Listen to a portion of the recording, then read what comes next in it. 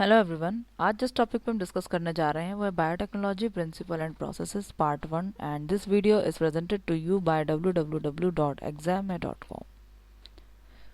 तो सबसे पहले जो टॉपिक्स हम डिस्कस करेंगे इस वीडियो में वो है introduction, principle of biotechnology, steps in gene cloning और recombinant DNA technology, the tools used for gene cloning and nomenclature.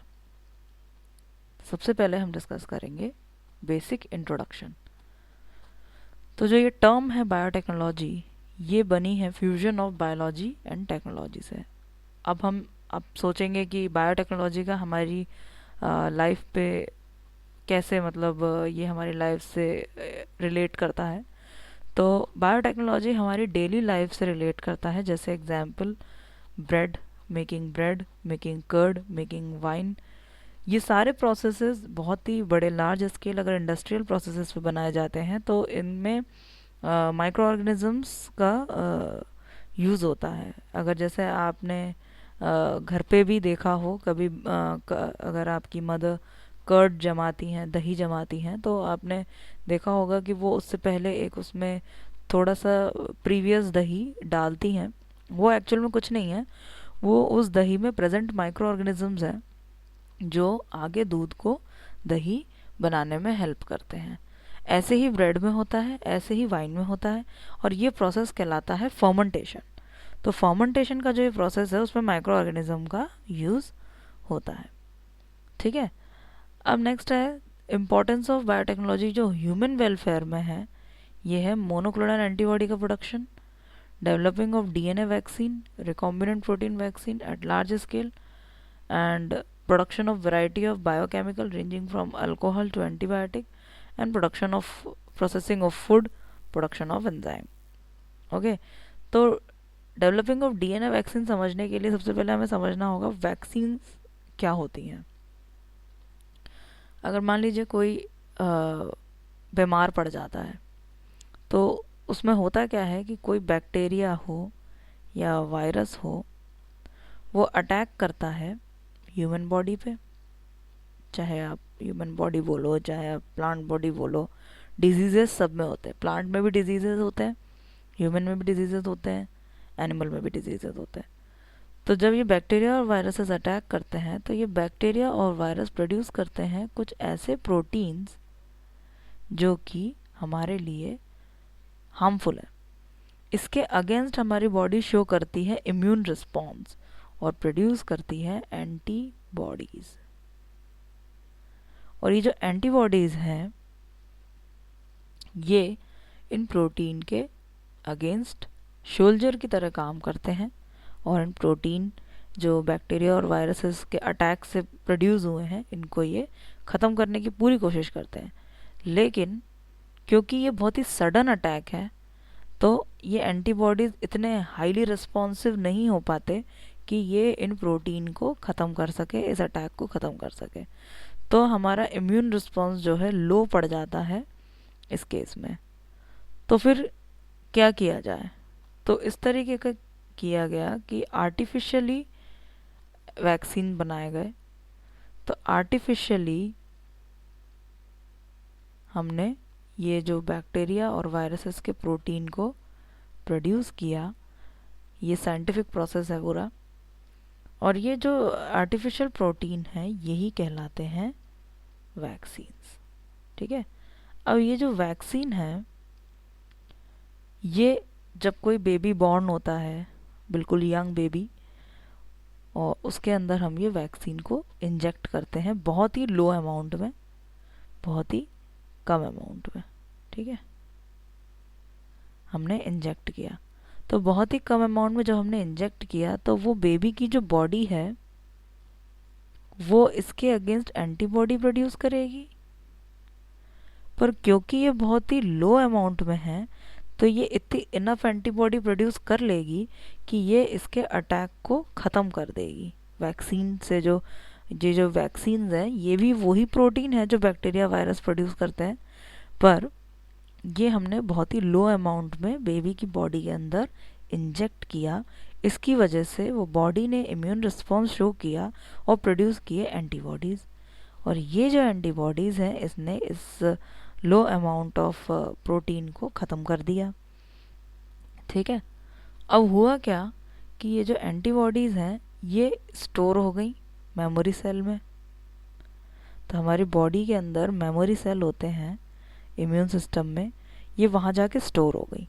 अब जब ये स्टोर हो गई तो ये अब इतनी ज़्यादा बन चुकी हैं कि जब अब एक्चुअल अटैक होगा बैक्टीरिया और वायरस का, और जब एक्चुअली बैक्टीरिया और वायरस का एनवायरनमेंट में जो बैक्टीरिया और वायरस प्रेजेंट है, ये वहाँ से जब ये अटैक होगा ये प्रोटीन का वापस से जो इनके अंदर बन रहे हैं, तो इस मेमोरी सेल में इतने ज़्यादा एंटीबॉडीज़ प्रेजेंट हैं अब कि वो इसको ख़त्म कर देंगे। तो ये एक तरीके से हमारी बॉडी को ही हमने डेवलप किया कि हम बैक्टीरिया और वायरसेस के अटैक को किस तरीके से ख़त्म कर सकें। तो ये होता है वैक्सीन। अब डीएनए वैक्सीन क्या होता है? डीएनए वैक्सीन में ये जो प्रोटीन्स बैक्टीरिया और वायरसेस प्रोड्यूस करते हैं ये बनते हैं डीएनए के अंदर। कोई भी लिविंग ऑर्गेनिज्म हो उसके अंदर डीएनए और आरएनए होता है। तो डीएनए के अंदर जो छोटा सा पार्ट होता है जिसको हम कहते हैं जीन, उसके अंदर ये प्रोटीन बनता है।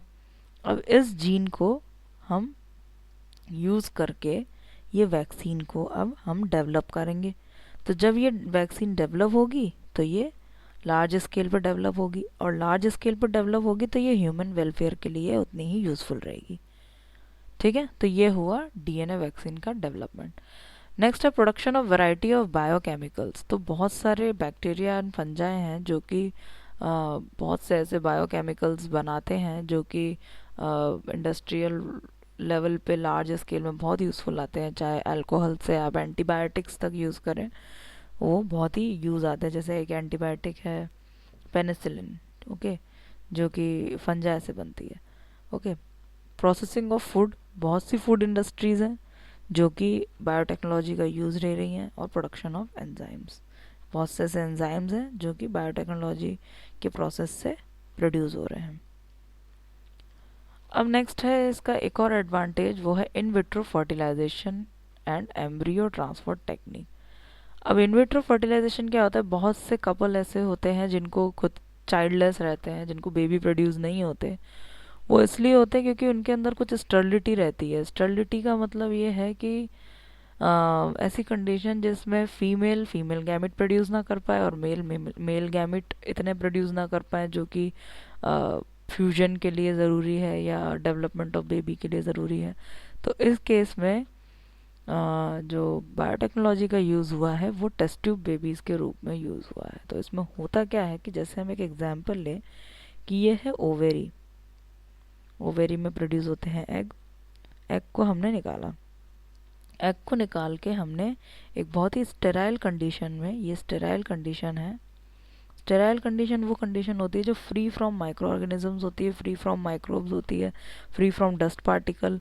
ये बहुत ही प्योर कंडीशन होती है जिसमें अब हमने क्या किया कि एग और स्पर्म का फ्यूजन कराया एक पेट्री डिश में।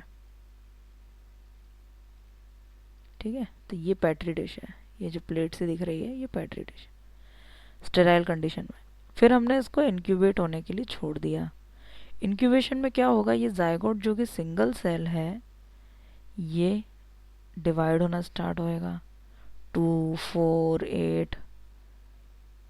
ठीक है, और फर्दर जब ये इतना डिवाइड हो जाएगा कि ये इस यूट्रस के एनवायरनमेंट को होल्ड कर सके तो इसको हम यूट्रस में, फीमेल यूट्रस में वापस से इंजेक्ट कर देंगे और यहाँ पे इसको सेटल कर देंगे। अब ये इस एनवायरनमेंट को अडेप्ट करने के लिए रेडी है, और इस एनवायरनमेंट को अडेप्ट करने के बाद ये इसमें ग्रो करना स्टार्ट हो जाएगा, और 9 मंथ्स बाद हमें एक हेल्दी बेबी प्रोड्यूस हो जाएगा इसमें। नेक्स्ट है in agriculture, production of virus and bacteria free crops, also genetically engineering crop which would resist the insect, have developed the improved variety of crop। तो बेसिकली एग्रीकल्चर में जैसे मान लीजिए कि कोई क्रॉप है, वीट की क्रॉप है या राइस की क्रॉप है, एनी क्रॉप, इसमें बहुत सालों से कोई बैक्टीरिया का अटैक या कोई वायरस का अटैक या कोई इंसेक्ट का अटैक चलता आ रहा है। ठीक है, फार्मर्स को ये बहुत परेशानी दे रहा है। तो साइंटिस्ट ने क्या किया कि वीट का डीएनए लिया, उसमें कुछ ऐसे प्रोटीन इंसर्ट कर दिए, मतलब ऐसी जीन इंसर्ट कर दी जो कि इन बैक्टीरिया, वायरस और इंसेक्ट को ख़त्म कर दे।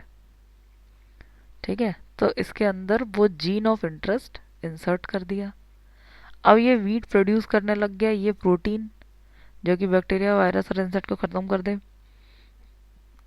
तो ये अब हो गया जेनेटिकली मॉडिफाइड ऑर्गेनिज्म, यानी कि जेनेटिकली मॉडिफाइड प्लांट हो गया ये। इसके अंदर जीन क्लोनिंग हो गई। लेकिन ये जो जीन प्रोटीन प्रोड्यूस करती है ये सिर्फ बैक्टीरिया, वायरसेस और इंसेक्ट के लिए ही हार्मफुल है, ये ह्यूमंस पे कोई असर नहीं करेगी और ये ह्यूमंस के लिए कोई तरीके से हार्मफुल नहीं है। तो ये एक तरीके का प्रोसेस है बायोटेक्नोलॉजी का जो कि एग्रीकल्चर में यूजफुल है। नेक्स्ट आता है प्रिंसिपल ऑफ बायोटेक्नोलॉजी। तो प्रिंसिपल ऑफ बायोटेक्नोलॉजी में जेनेटिक इंजीनियरिंग। जेनेटिक इंजीनियरिंग एक ऐसी टेक्निक है जो कि जेनेटिक मटेरियल जो हर ऑर्गेनिजम्स के लिविंग ऑर्गेनिज्म के अंदर होता है, डीएनए या आरएनए, उसकी केमिस्ट्री को बदल देना, उसके स्ट्रक्चर को बदल देना, उसकी आ, उसमें अल्टरेशन ले आना, उस प्रोसेस को जो किया जाता है, उस टेक्निक को हम कहते हैं जेनेटिक इंजीनियरिंग। तो जैसा कि हम जानते हैं कि एसेक्सुअल रिप्रोडक्शन के बहुत सारे एडवांटेज हैं सेक्सुअल रिप्रोडक्शन पे। जैसे कि अगर कोई जेनेटिक इन्फॉर्मेशन एसेक्सुअल रिप्रोडक्शन में है तो वो अपने पेरेंट्स से प्रोजेनी में एज इट इज़ ट्रांसफ़र हो जाती है विदाउट एनी चेंजेस। क्यों? क्योंकि एसेक्सुअल रिप्रोडक्शन में ऑर्गेनिज्म सिंगल पेरेंट रहता है, उसके अंदर कोई मेल और फीमेल गैमेट का फ्यूजन नहीं होता, तो इसलिए उसमें कोई वेरिएशन नहीं होता। ओके, तो एज इट इज़ वो ट्रांसफ़र हो जाता है। अब क्या होता है, ये भी प्रोसेस हम जेनेटिक इंजीनियरिंग के थ्रू यूज़ में लेते हैं और इसमें भी रिकॉम्बिनेंट डीएनए टेक्नोलॉजी आती है। ठीक है, तो recombinant DNA molecule produce by joining together two और more DNA segment usually originating from the different organism. तो ये जो रिकॉम्बिनेंट डीएनए टेक्नोलॉजी या फिर आरडीएनए टेक्नोलॉजी है, इसमें हम एक वेक्टर का यूज़ करते हैं। ये वेक्टर कोई भी ऑर्गेनिज्म का हो सकता है, बैक्टीरिया का या वायरस का, ये प्लाज्मिड, फाज और वायरस कुछ भी हो सकता है वेक्टर। इसके अंदर हम कोई भी जीन ऑफ इंटरेस्ट लेंगे, डीएनए ऑफ इंटरेस्ट लेंगे। हम यहाँ पे रेस्ट्रिक्शन एंजाइम जो कि एक मॉलिक्यूलर सीजर है, हम इसके बारे में आगे डिस्कस करेंगे, उससे यहाँ कट लगाएंगे, उसमें हम अपना डीएनए ऑफ इंटरेस्ट डालेंगे जो कि किसी और ऑर्गेनिज्म से आया हुआ है, और उसके बाद हम इसे इसमें यहाँ पे कट लगाने के बाद ये फर्दर स्टेप ये ऐसे हो गया। अब इसमें हमने इसको इंसर्ट किया यहाँ पे। ठीक है, तो ये हो गई रिकॉम्बिनेंट डीएनए और ये पूरा प्रोसेस हो गया जीन क्लोनिंग। ओके, जैसे आप इधर देखेंगे ये है एक होस्ट प्लाज्मिड, ये एक प्लाज्मिड है जो कि एक वेक्टर है। ठीक है, तो ये जो प्लाज्मिड है ये हमें किसी बैक्टीरिया से मिला हुआ है वेक्टर। यहाँ पे हमने क्लीवेज कर दिया या क्लीव कर दिया और रेस्ट्रिक्शन एंडोन्यूक्लियस की हेल्प से अब यहाँ हमारे पास स्पेसिफिक जीन है ऑफ इंटरेस्ट की, हमको उसको यहाँ इंसर्ट करना है। तो यहाँ पे जो ये एंड डेवलप हुए हैं उसके अंदर हमने ये जीन ऑफ इंटरेस्ट इंसर्ट कर दिया और ये हमारा रिकॉम्बिनेंट प्लाज्मिड डीएनए रेडी है। तो ये है प्रिंसिपल ऑफ बायोटेक्नोलॉजी, ऐसा होता है इसमें रिकॉम्बिनेंट डीएनए टेक्नोलॉजी में। ठीक है, तो अब देखेंगे, जैसे ये डायग्राम देखेंगे, ये एक ह्यूमन सेल है। ठीक है, इसमें से हमने जीन लिया फॉर ह्यूमन ग्रोथ हार्मोन। हमें एक ऐसा जीन, ऐसे प्रोटीन चाहिए जो कि ह्यूमन ग्रोथ हार्मोन होते हैं, वो प्रोटीन हमें चाहिए। अब हमने क्या किया कि ये ह्यूमन में से इतना सा टुकड़ा जीन का ह्यूमन डीएनए में से ले लिया।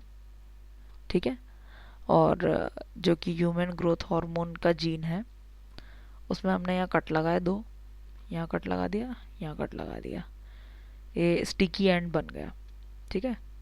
प्लस हमने यहाँ बैक्टीरिया लिया एक, बैक्टीरिया के अंदर है ये उसका प्लाज्मिड और ये उसका क्रोमोसोम। हमने बैक्टीरिया का प्लाज्मिड ले लिया, हमने बैक्टीरिया के प्लाज्मिड में यहाँ पे रेस्ट्रिक्शन एंजाइम से कट लगाया, ये भी बन गया स्टिकी एंड, ठीक है। अब ये स्टिकी एंड से जाके ज्वाइन हो जाएगा और डीएनए लाइगेज की हेल्प से, जो कि हम आगे पढ़ेंगे, जिसे हम मॉलिक्यूलर ग्लू भी कहते हैं, जो रेस्ट्रिक्शन एंडोन्यूक्लियस होता है वो मॉलिक्यूलर सीजर और जो डीएनए लाइगेज है वो मॉलिक्यूलर ग्लू।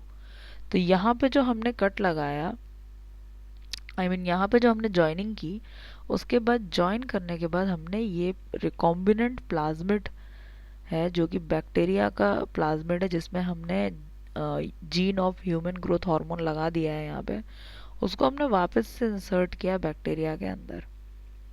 अब जो ये हमने वापस से इंसर्ट किया है बैक्टीरिया के अंदर, इस टाइम पे ये होस्ट है, ये हो गया है रिकॉम्बिनेंट डीएनए, और ये पूरा प्रोसेस हो गया है ट्रांसफॉर्मेशन।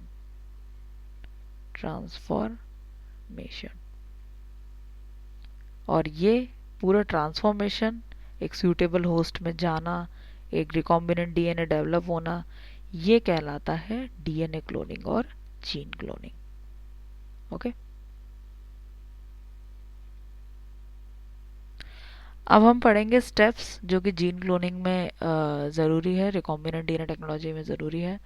और ये वही स्टेप्स हैं, ये 5 स्टेप्स हैं, इनको हमने 5 स्टेप में डिवाइड कर दिया है और इसमें ही पूरी जीन क्लोनिंग आ जाती है, ठीक है।